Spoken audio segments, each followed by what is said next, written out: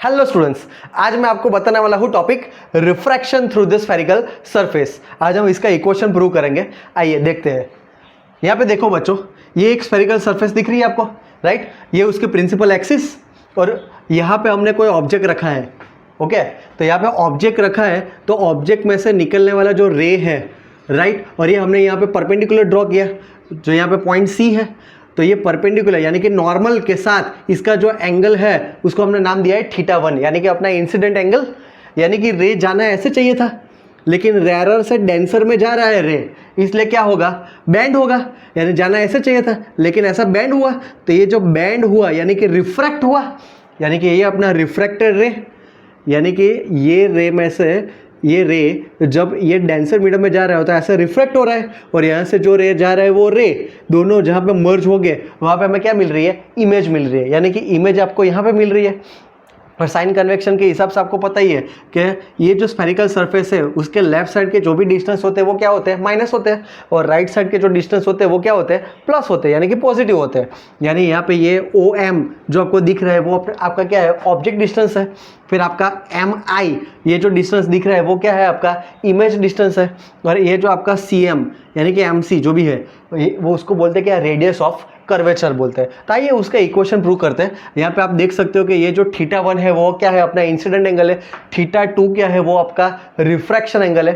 पर थोड़ा इजी रहे इसलिए यहाँ पे अल्फा, बीटा और गामा ऐसे एंगल हमने अज्यूम किए। तो देखो हम थियोरी में कैसे यूज करते हैं। यहाँ पे आप देख सकते हो, यहाँ पे ये पॉइंट P है, ये पॉइंट P पे हम स्नेल लॉ अप्लाई करें। स्नेल लॉ हमें पता है क्या है, n1 sin θ1 is equal to n2 sin θ2। आपको देख सकते हो यहाँ पे θ1 है और यहाँ पे θ2 है, यानी कि n1 sin θ1 is equal to n2 sin θ2। और हमें पता है कि यहाँ पे एंगल छोटे होते हैं, यानी कि sin θ की जगह पे अकेला θ ले सकता हूँ, यानी कि sin θ1 की जगह पे मैं θ1 ले लूँ, sin θ2 की जगह पे मैं θ2 ले लूँ।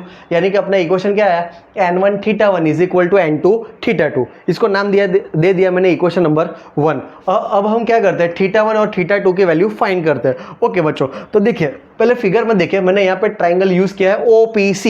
यहाँ पे दिख रहा है आपको OPC, ये रहा। ये जो ट्राइंगल है उसमें ये जो θ1 है वो अपना क्या है, एक्सटीरियर एंगल है। देख सकते हो आप OPC में θ1 क्या है, अपना एक्सटीरियर एंगल। ये एक्सटीरियर एंगल ये अपना अल्फा और ये बीटा। तो आपको पता है कि θ1 एक्सटीरियर एंगल, तो exterior angle equal to internal angle का समेशन, यानी कि θ1 is equal to alpha plus beta, ऐसा मैं बोल सकता हूँ। उसी तरह से दूसरा इक्वेशन देखो, PCI ये वाला ट्राइंगल देखो, इसके अंदर ये बीटा आपको दिख रहा है, वो अपना एक्सटीरियर एंगल है। तो एक्सटीरियर एंगल जो है वो क्या है, इंटरनल एंगल का समेशन, यानी कि beta equal to θ2 plus gamma, ऐसा मैं बोल सकता हूँ। और यहाँ से θ2 को इक्वेशन करूँ तो क्या आएगा, बीटा माइनस गामा। यानी यहाँ पे आपको θ1 की इक्वेशन वैल्यू मिल गई, यहाँ पे θ2 की वैल्यू मिल गई। ये इक्वेशन में हम रख दे। अब यहाँ पे क्या है, n1 θ1 is equal to n2 θ2। यहाँ पे θ1 की जगह पे रख दो अल्फा प्लस बीटा, यहाँ पे θ2 की जगह पे रख दो बीटा माइनस गामा। फिर अंदर सिर्फ मल्टीप्लाई करना है, n1 alpha plus n1 beta is equal to n2 beta minus n2 gamma. फिर इसको क्या, ये गामा वाली टर्म को इस साइड ले लेता हूँ, ये बीटा वाली टर्म को इस साइड ले लेता हूँ, यानी क्या आया, n1 alpha plus n2 gamma is equal to n2 beta, इसको इस साइड लेकर यानी माइनस n1 बीटा। अब क्या करते हैं, अल्फा बीटा और गामा तीनों की वैल्यू डाल देते हैं। अब देखो ये n1 का n1 अल्फा, यहाँ पे आप देखो tan अल्फा यानी क्या होगा, PM अपॉन OM, या लिखा है मैंने PM अपॉन OM।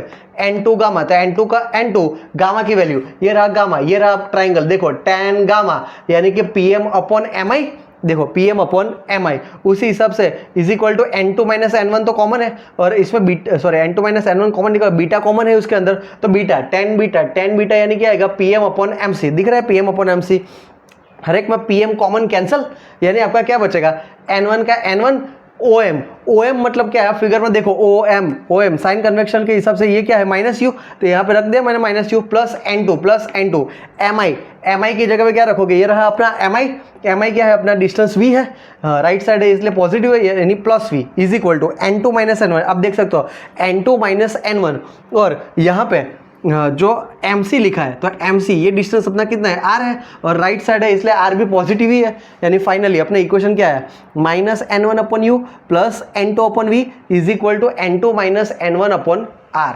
यानी कि रिफ्रैक्शन थ्रू स्फेरिकल सरफेस, उसका जो इक्वेशन आया वो क्या आया, minus n1 upon U plus n2 upon V is equal to n2 minus n1 upon R।